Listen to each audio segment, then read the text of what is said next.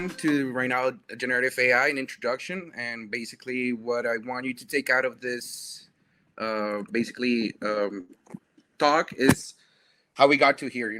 How we got to this point, which is so transformative. Maybe we have used ChatGPT before. Maybe we have, interacted before with this type of technologies, and we find that that's really transformative or almost sci-fi. And I want to give all the background context just so it's not like it came from nowhere, but it came from kind of the last decade or so of progress. So this is going to be the agenda. This is just like I mentioned. I'm going to talk a little bit about what happened before and also how we got here, so we can understand a little bit what's the most important concepts around this.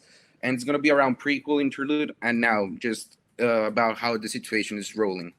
So, in terms of AI developments, and this is a little bit of just bear with me. It's going to be not too technical, but still has going to be its technical history of background, which is kind of important if you want to understand how we got here.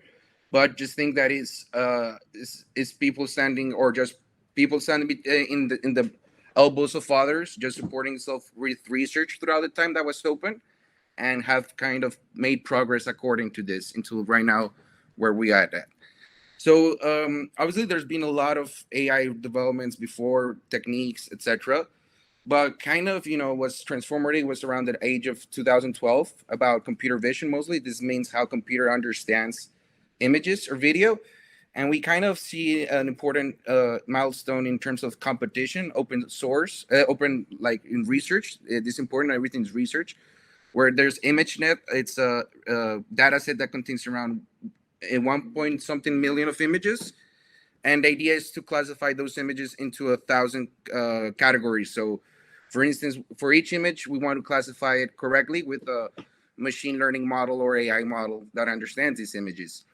And kind of the what happened here was the an AlexNet model came upon, which is a neural network model that basically has as input the image, and as output, it basically outputs a classification of number between 1 and 1,000, just to point which label or which class did the image belong to.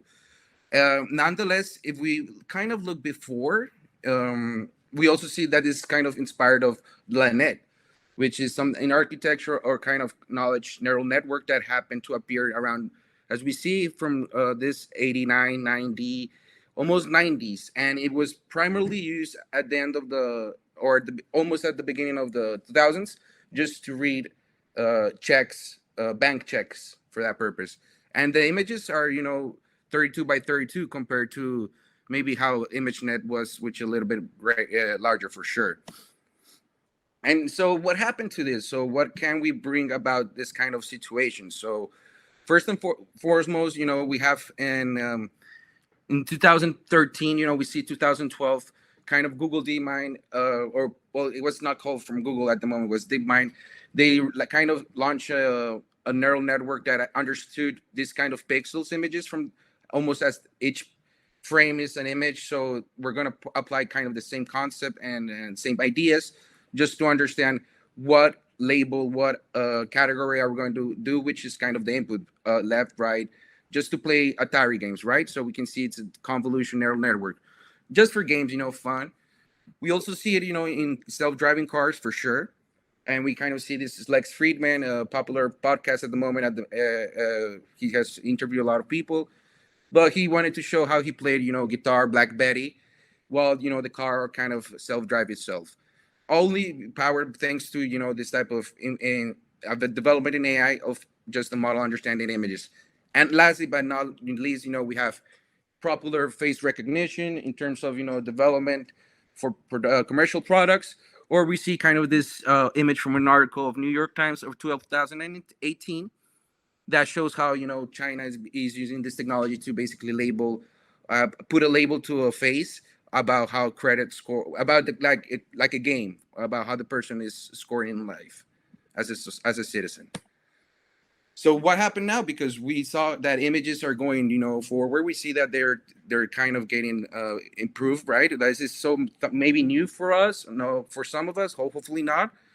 But we saw it before in our products, in image kind of face recognition and self-driving. We've been hearing these terms quite a while already. But also kind of see an improvement in the tackle of natural language processing or sequence to sequence model, also associated a little bit to speech. And in this sense, we were imagine again, we're in ImageNet 12,012, right? But in 12,013, we see this type of this is our papers that are just coming out. In the left side, we see this called word to vec. That's colloquial words, and it's the idea of having a neural network understand a word and put it in a Latin space or well, it's like in an understanding of the machine where it has a semantic meaning between data points. So we can see that man and woman making relationship of king and queens depending on how this representation is added. This representation is called vectors. So it has a fixed dimensionality kind of uh, modeling. Nonetheless, we kind of also see developments in 2010 in speech by something called recurrent neural networks, and obviously generating text with neural network, which is also aligning this kind of the certain epoch. You see 10,012, 10, 2013, almost ImageNet moment. But then again, look, we see a paper from Jürgen Schmidt-Huber from almost the 1990s, again, 1980s, 1998, sorry, about all of this technology. So again, recurrent neural networks already been new in 2013, being kind of being used in AI, but also this type of concepts and theories are already present in before, right, in the literature. But how can we see this in applications in this type of moment?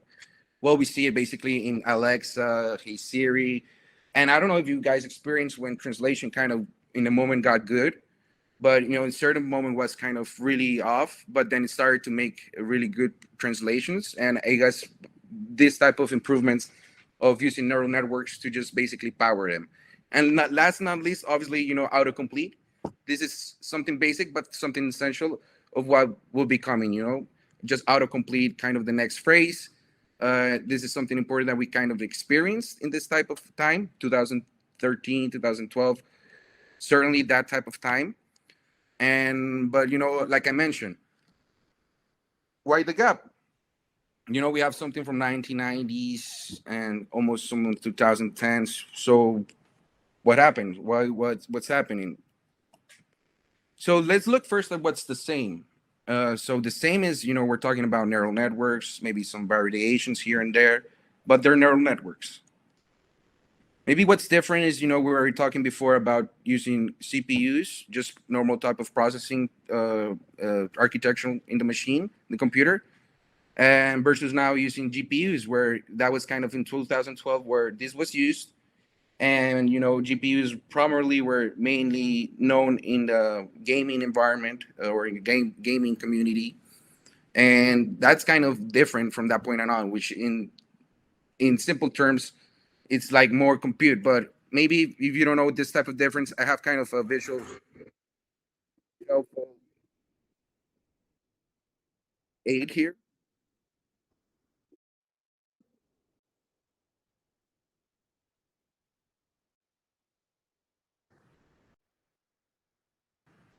So the idea here is they're trying to mimic the how a CPU will run instructions and commands and just do or paint, what they were trying to paint, and obviously goes one by one by one, like just step by step. But now they're trying to show what GPUs does.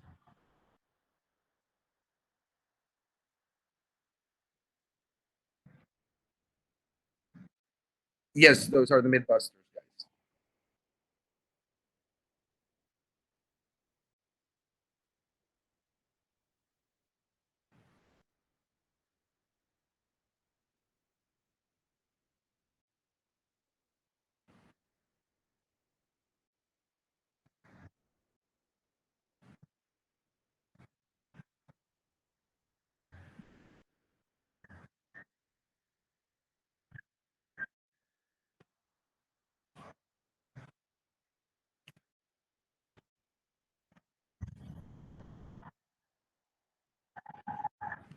So as you can see, they basically painted the Mona Lisa in one shot.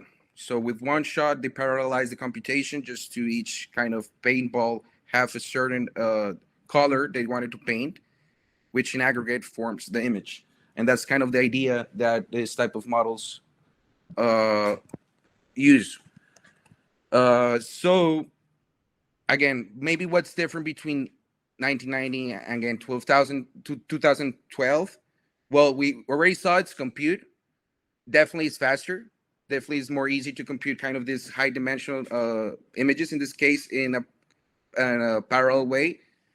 Also, there's data. Oh, let me just see quickly.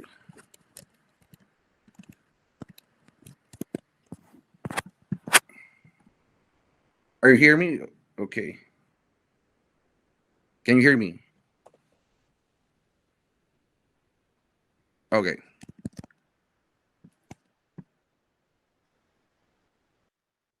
So, the data that was managed before, just think of how floppy disk, or the same analogy of floppy disk. People were saying floppy disk used to be stored in cold rooms, and floppy disk, are just floppy disk for you or people that were, growing up by floppy disk like I. And it's kind of the same idea. Like with more with progress, right now we have more data, more capabilities of storing information, plus more compute. Well, more kind of development kind of came from this point on, because at the moment, to be honest, or just how they was spoken, is like there wasn't too much effort or hope in this direction in neural networks. They're saying it's not going to work at that moment. However, we see that time told something different. So what's happening about industry? There's something about research. Obviously, there's research labs, but mainly it's open kind of collaborative environment. Well, we see that in, again, 2012 immediately. Well, ImageNet was really prominently sponsored by somebody called Fei Fei Li, which is a Stanford professor, really renowned researcher of computer vision, and she kind of established this type of benchmark, right? And basically also founding Google Brain Team as well. Or she was in Google Cloud, but I don't know, somebody at Google right now. But still, 2012. So it was immediately obvious for them that they needed to make something out of this type of technology. And we can see the improvement that Google did on its products. However, we see Microsoft as well launching Azure Machine Learning in 2014, and then creating kind of its AI areas in 2016. I forgot to put here Facebook or Meta, but they have been really good in this development as well, and it's kind of the same situation.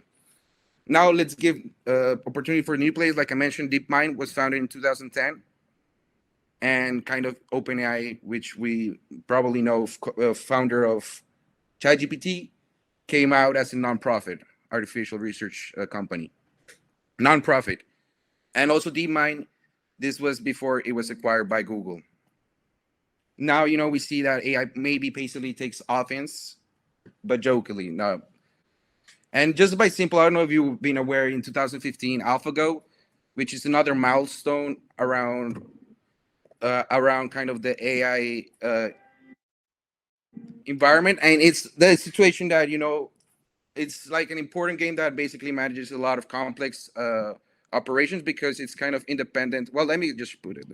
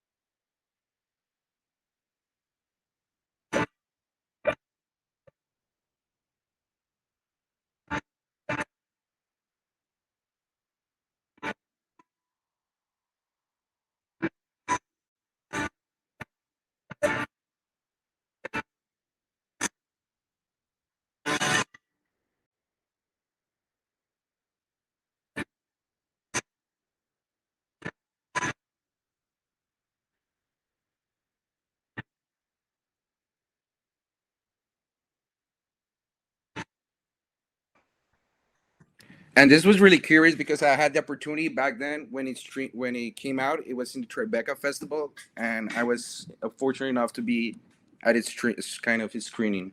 It was really amazing, and kind of the echo in the audience was like, people. Well, the Go players were like, "Are we doomed as a society?" It was really interesting, and that was just 2015.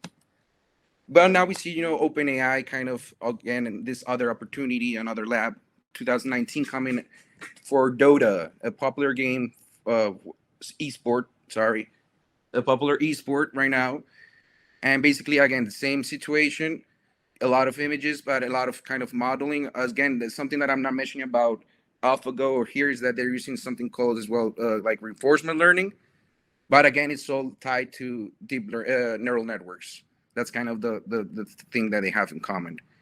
So let's start now about seeing the first glimpses of Gen AI, and they start again we see 2012 ImageNet, and we see June 12th 2014 2013 two generative models coming to the picture called auto variational encoders and generative adversarial networks. The story goes that for generative networks, Ian Goodfellow was um, drinking beer with his maybe lab members, and then after a night of drinking, he went home and basically did the paper and the research. And it's basically how the idea of just reconstructing images using neural networks, or just yes, I don't know if you know a little bit about this. This data set's MNIST, or just MNIST is just like a data set that's the same of used by Lenet, but it's just 1, 2, 3, 4, 5, 6, 7, 8, 9 numbers. And the idea was, can we make an AI generate the same data set? Like, can it represent itself? And this is what in the left is basically the idea of generative AI, generative adversarial networks, and the way that they are trained, or we always have some data. It's important in this modeling, and generative adversarial networks have a generative network that generates an image, and then a discriminator network decides between the real image and the one generated if it's real or fake. And there's a game, almost game theory kind of ish, that the idea is to basically make the generative fool the discriminator. So that's the goal, because if it does it, then that's the idea of the purpose, just to generate images. And now, well, obviously we see other purpose, we're going to see furthermore. But also something really cool is, for instance, the our style transfer that happened, and we kind of saw it in Instagram filters, basically. So it was really interesting to see this. Let me just, yes.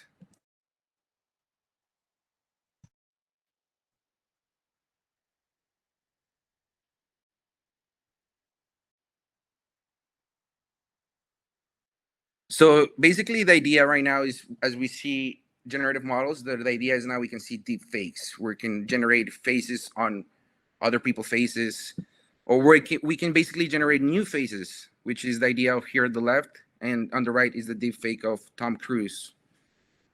And this here on the left is a paper called StyleGAN from NVIDIA, but as we can see, it is just a general, well, type of general adversarial network to basically create these images from scratch. And obviously, we see deepfakes in news about Tom Cruise and other celebrities. But now we're seeing like a creative side in AI. Like, we're trying to like, why is it so doomed? No, we're starting to see creative sides. So, for instance, now we're seeing artists explore this domain where we're taking our thinking. Uh, Sorry, I have practice also doing AI art, but we're thinking of using images of just generate art with images or with this type of models. And now they're starting to be philosophical and poetic about having how all the music that was taught was played, and also all the like the showings of symphonies that happened at the Walt Disney Concert Hall in Los Angeles, and they created like that kind of representation of what was happening with, like, we can see here. Oh, sorry. No, we'll see better here quickly. Yeah, so each data point is like one of those images in the representation of the model. Let me just take you a little bit here, what that would mean. Let me see if I have something here, because maybe I'm talking too abstract. But let's say like here on the left, you see in the middle, well, there's something called real and fake. That's kind of the embedding also. That's an embedding of the image, which is lower dimension that is represented in, oh, see it here. We can see it here better. Just forget about here. Now this is something more new about, the MoMA, where the idea is the same. Instead of maybe having the concert hall audio or film about, the symphonies that played, now we have, the whole data set of the MoMA, and we want a model to understand it and basically project it in some space. That middle vector will be in middle, like in a reduced dimensionality of the image, but that will have semantic meaning in the aggregate of all the data set that you're trying to do it with. So how does this look like? You're trying to, again, move in this space, and this is what happens. This is live from the video I took at the MoMA.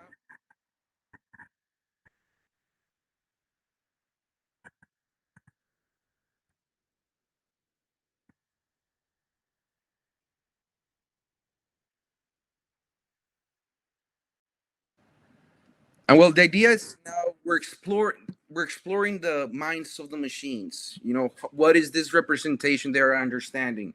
What is these things that we're not seeing? And we can see that in this type of mathematical representation that have semantic meaning between kind of data points, and a data point being an image in this case, or it can be a word. Remember, word to vec. Uh, it has a meaning for the machine, and this can be kind of treated that way accordingly. So now an interlude, which is basically now a stale moment in our situation. And sorry, here it says fecha, but it should be 2017. And now we're getting to something important, which is transformer architecture. And this is the interlude because um, this is kind of before ChatGPT, but it's also essential to understand now with what happened and how it basically got to a point that it started to exploring, and basically ChatGPT came. So sorry about the fecha, but now researchers tend to have fun while doing papers and doing research, that they came up with a family, like Sesame Street family name of transformers. One of those called Bert, other Elmo, other ULML Fit, and obviously we have an OpenAI first version of GPT. And basically, Bert is bidirectional encoder representational. Like that's the idea. They try to play with the names of the character and basically play with the name of the architecture or the concept that's behind it. And this is with attention is all you need. This is basically really important in this transformer kind of era. But it's really important to see here that we're again ImageNet 2012. Now we have in 2017, we see how people are being creative with AI, exploring AI both for speech, text, and images in a really nice way. It was kind of impressive, right? It was really cool. And now we're trying to see now how research, like I mentioned, goes building upon research, build upon research, and that's kind of been the idea since that almost a decade ago. Oh, basically almost every that's everywhere in research academia, basically. And the idea here is that we start basically looking at how, at the moment, the best translation models were recurrent or sequence transduction. It's called transduction models are basically recurrent neural network or convolutional neural networks, depending on some kind of input. But now they're saying like now the innovation of what this paper is something called a transformer and attention mechanism. And the task or the application for the paper what they were trying to do is just basically do translation. So they didn't want to do ChatGPT. They didn't want to do nothing. They wanted to do just translation, make a better algorithm to translate better, because and they focus on Germany and well, in the important kind of languages because, for instance, Europar, which is legal kind of mechanism over there, they kind of have translations of legal stuff, and it's important to have them translated. Just something really quick background over there. But it's curious because they use it just to translation. That's kind of how it started. But let's see how maybe how what made it they come to just here, which is I think it's really important and have kind of common in time with both images and text. That we have word representations coming at word to vec, and we see maybe this paper in the middle of 2014 of Cho. Basically, it's said that coined it neural machine translation like this, and we see these embeddings also projected as we can see in the graphs. You see, and that's kind of the representations also that this type of neural networks are learning. And now we see at the end that the inputs are something called input embedding, output embedding, positional encoding, and that's kind of the same idea of we want to have some input be represented in a mathematical kind of space where we can basically do operations. And that's the machine's mind, right? That's the machine's world. And that's what embeddings are. So we see it in images like how we already explored. We see it in images like the traditional MNIST data set, 0, 1, 2, 3, 4, 5, 6, 7, 8, 9, 10. By applying this type of algorithms to this type of embeddings to the images itself and doing like groupings, we see that semantically there's relationships. So for instance, we can see maybe medieval paintings are going to be in some position because they relate semantically that way.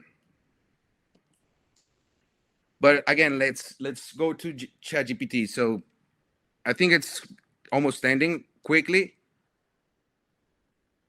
but we see a transformer, GPT, GPT-1, GPT-2. Again, this is still open source. So what is the same? Neural networks. What is different? More GPU, more compute, more GPU. What is different? More data, because even though, believe it or not, 10 years ago, we had less data than today. We're producing more data today than ever. And maybe, another type of difference is that the parameters have basically increased a lot, right? From the basically before kind of traditional convolutional neural networks. We see that this type of models are starting to get big, each one. So we see GPT-2 over here, 1.5 billion, I think, 340 million BERT. And what does this translate? Well, here are just an estimate of how much they cost. And we're still not talking about ChatGPT. Remember, we're in the interlude part. So it's costly for just the 1.5 billion parameter is 1.6 million of dollars, just an estimate.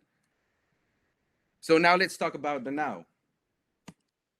Obviously, we've seen Pope Francis, ChatGPT, and now generative AI taking on complete sales representative for customer service representatives. Now there's a differentiation in images. Now something called diffusion models are the standard between compared to generative adversarial networks. We see ChatGPT founder OpenAI go private, meaning it's not open source anymore. It's not like not profit, but it's more for profit. And we see it with the investment of obviously Microsoft of 10 billion. We see that ChatGPT 4 is undisclosed because it's not open anymore. It says to be 1.8 trillion parameters. And we were talking about 1.5 billion for our GPT-2. There's really important here in ChatGPT transformer architecture is that imagine there's more transformers, stack. Imagine stacking that stuff with something in traditional layer called machine reinforcement learning, which would be the cherry, and it's kind of the something called this gives to something called alignment, which is you want a model to be aligned to do certain things however you want it and not hallucinate. Again, but what about industry? Well, just curiously, all the attention members, all attention is all you need, publication authors. have raised money to create AI companies. So we see these two raise this amount for obviously billions of dollars of valuation. We see another one raise more for just, this is curious because it's for for biogenetics, character AI. You see 5 billion valuation. We see a really cool company called Forum in Tokyo with David Ha, which is also important, a researcher with this woman, Lillian Jones. And we see also for another co-author, Adian, which co-founder Cohere, raised its funds to 2.2 billion. Finally, we see some kind of news recently about 4 billion investment in AI startup Anthropic, which is kind of, you're seeing this is impressive for me at least, where now you can see that in secondary market, OpenAI goes to 90 billion value. And we see another startup called, which is, this is curious because actually this is the co-founder of DeepMind, the one on the left, but also he founded Inflection AI to create Pi. But it's curiously because now the idea of raising 1.3 billion is to buy 22,000 computers called H100s, where each computer costs 40,000 on eBay right now. So it's only raising that amount of money to buy computers, which is, imagine how big of compute and data the problem has gotten to. And basically, this leads us to an AI safety claim where it's getting to concerns for some, concerns for not concerns for others, but definitely it's an important topic to take into account. Where does AI get basically going to take us next? And finally, and not least, this leads us to the discussion between open source and closed models, because again, safety issues will say we have to be closed and everything has to be centralized in some units like OpenAI, because they are the ones, or big tech basically, they're the ones that have the power to do the good in this domain. Or, it's open source and everybody has the power to do a lot of stuff. And we also see that this is for almost language, but this is also for images we see.